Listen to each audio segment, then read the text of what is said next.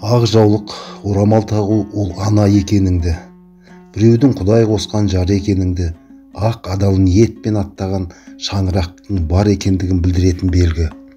Орамал әйел затының кіршіксіз ары мен ниетінің белгісі саналады.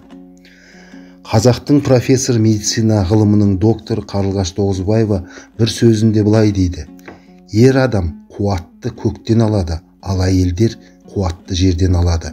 Сондықтан әйел адамның шашы магнит тәрізді, ауадағы кір, лас қуатты жинайды. Бұл оның бас ауруына әсер етеді. Тәжірибе барысында басының сақинасы бар әйелге орамал тағып ауруынан айыққан күндерде болған. Және де ашық-шашық басын жаппай жүрген әйелдер көктен қажет емес артық қуат алады. Нәтижесінде ағзаларындағы гормон жүйелері бұзылады.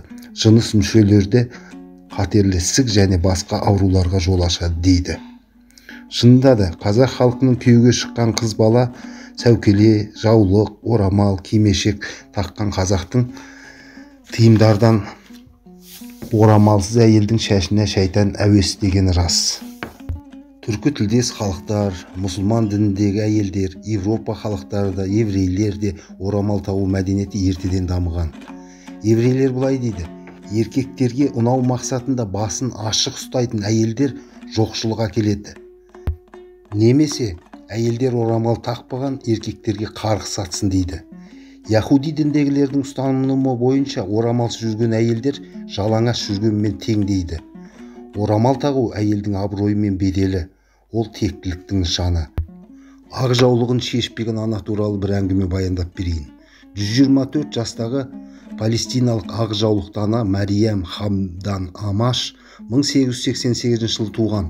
Үбірлі де шүбірлі осындай жасқа келген Мариям апамызға Гиннес кітабының тобы келіп сұхбат алады. Олардың мақсаты Гиннес кітабына енгізіп атақ даңқын жоғары қоймақшы болады. Және де үлкен қаржы ақша беру еді. Сол сұхбат барысында Мариям Амашты фотосессия жасау үшін орамалын шешуін сұраған. Мариям Амаш сабырлы күлімсіреп тұрып жоқ деп жауап қайтарады. Сонда Гиннестің мүшелерінің бірі: атағыңыз даңқыңыз өседі, әлемге танымал боласыз дегенде Мариям апай: сол атақ даңқ мені бақытты қыла ма деп жауап береді. Ыңғайсыз жағдайда қалған журналист: иә, сізді және жанұяңызды бақытты етеді дейді. Сонда Мариям апа: сенің жасың нешеде дейді. Журналист тұрып: менің жасым 43-те дейді.